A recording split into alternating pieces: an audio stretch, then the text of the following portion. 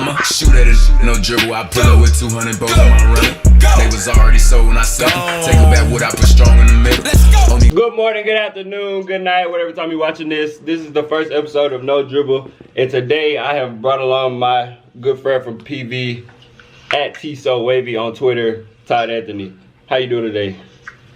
Man, I'm doing great. You know, just happy to be alive. Another day, another dollar. You know how it be. That's what's up, that's what's up. Well, first, I wanted to just go ahead and dive into it, the NBA bubble. As we speak today, the Clippers and the Mavericks are now 2-1. And Kawhi Leonard is averaging 32, 11, and 4. And he's doing all he's supposed to do at this point. Like, you can't ask for any more. But the big talk on the Clippers is Paul George. So I just wanted to ask you, TJ, what has been your take on Paul George lately? Well, I've been said this in the beginning of the season. Me and you even bumped heads at the beginning of the season. Cause I said I don't think he's the same. I don't think he's the same PG. I feel like he's lost skill, he's lost his athleticism, but it also comes with injuries. And I feel like he's been playing a little lackadaisical because Kawhi is playing like one of the best players in the world, if not the best player in the world. So you can get by shooting 2 or 14, if you hear me.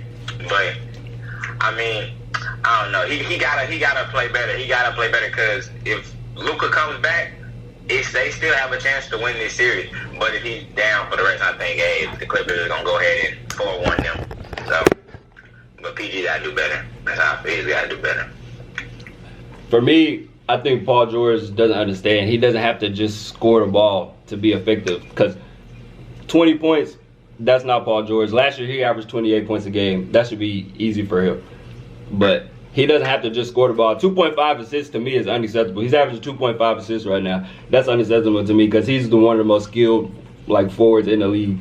He should be able to play make at any time and get in the paint. Moving on to the Lakers versus the Portland Trail Blazers. That series is now tied 1-1 as we speak. So LeBron James averages 16.5, 11.5, and 11.5 right now. What's your take been on LeBron James lately? Well, I feel like he's been playing like the second best player on the Lakers. I feel like his stats are kind of misleading because it's like first game he did have 20, 15, and 15, but they lost. They lost. It was just simple as that. And his 20, 15, and 15 didn't look that good. Even though AD could have played better that game too because AD shot over 24. I mean, LeBron just, I don't know. He got to bring it. Last night in the win, he had 10, 7, and 6 on 4 of 11, 0 for 4 from the three-point line. It's like, come on, dog. Like, you supposed to be the greatest, one of the greatest of all time. You're the number 2. We need to see that coming up. But, you know, this is first round, and you have a prime Anthony Davis on your team. And Damian Lillard might have dislocated his finger. We don't see him today. See if Dame Time's still on. But LeBron, he got to pick it up if they want to win the championship because anything less, we don't expect it. Anything less, we don't expect that. You know what I'm saying? We expect the championship from him this year. If he really is the number 2, and if that's what he really is, we expect that. So he's gonna have to pick it up. AD is on pace how he is. He had a bad game, but wasn't worried about that. We knew what he's gonna do the next night. 31 and 11 on like 47% shooting. Like, you know, this is what he does. Like, so we weren't worried. My take on the Lakers has been also the same thing with Paul George. I have the same thing to say about Anthony Davis. I think Anthony Davis should at least be averaging 35 and 13 right now just because he's just that dominant. And I don't think he should be shooting 46% from the field as well because, like, he's Anthony Davis. Like, last year he averaged 52. Last year he shot 52% from the field. That should be the minimum what he should be doing in the playoffs. Last time he was in the playoffs, he shot 52% from the field. So that should just be easy for him. Making my way to the Jazz versus Nuggets. Now, for this one, I feel like I was the only one that's really had faith in the Jazz from the beginning because I feel like Donovan Mitchell's the best player on that court before the series even started. And what really surprised me, out of the whole playoffs, the Jazz are the highest scoring team right now, averaging 124 points a game. That's probably something that I couldn't even predict it. So yeah, I know that. Well, I actually picked the Jazz to win this series, but I said it would go to 7. I picked them to win this series. I think the Nuggets are a really good team, but I don't think they're ready. I feel like if it did go down to 7, they can beat the Jazz. I just think the Jazz are a better defensive team, and they have they have more veterans on the team too. They have a better team. I just feel they have a better team. And like you said, Donovan Mitchell is the best player on the court. Like, The other night he put up 57 and lost. Yeah, he's averaging 43.5, 7.5, and 5 Yeah, he is. on 62%. So he's doing everything possible right now. Everything he can. Everything he can. And also the Nuggets, they can't run with the Jazz. Nobody on that court can run with Donovan. I see it. And maybe Jamal. He can't even run with Donovan, to be real.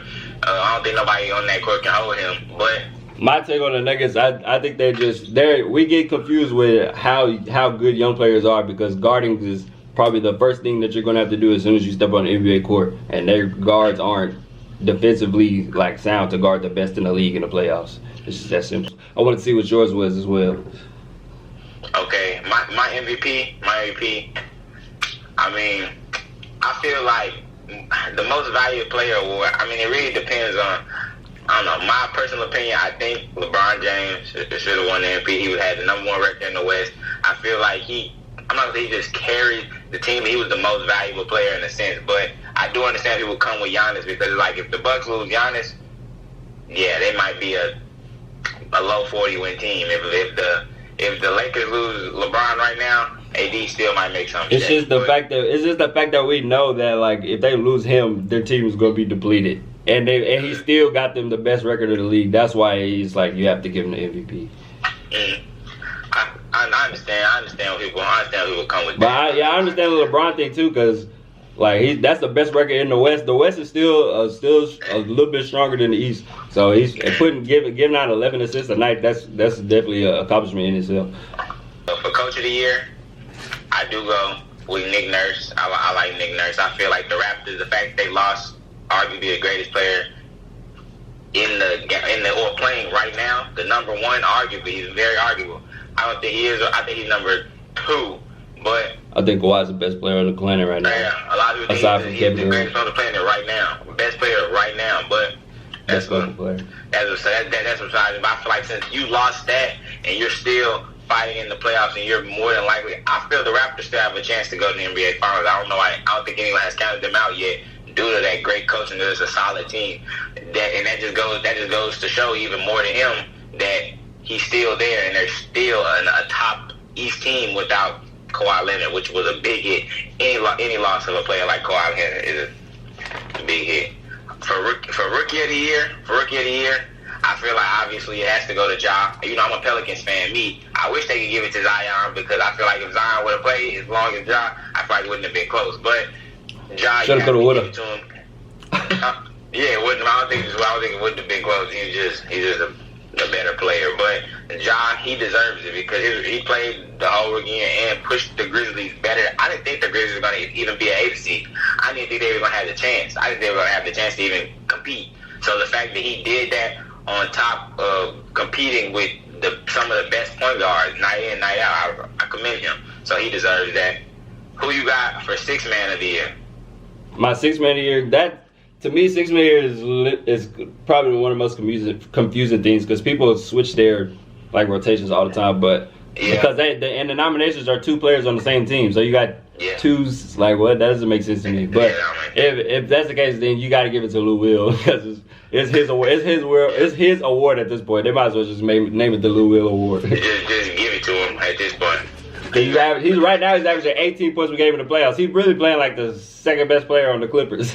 Nah, he is. That's why it's sad, because like PG, like they made moves to get you over here. You're supposed to be a superstar. Like we don't consider you an all-star. People consider you a superstar. At your best, you are a top 5 player in the league. At his best, he is. And so it's like the fact that you come down here and you got a nice one. You shooting 2 for 14. Like, come on, dog. That's unacceptable. From you, that's unacceptable. And to close out this episode, I just wanted to say shout out Fred VanVleet. He averaging 27 points a game right now, and he's not even taller than me. VanVleet? Oh yeah. Yeah. That's how I wanted to close this episode. So see y'all next week. We're gonna keep it rolling, man. We're gonna keep it rolling. So yeah. I'ma shoot at it, no dribble. I pull up with 200 both in my rental. They was already sold when I said take it back what I put strong in the middle. Let's go.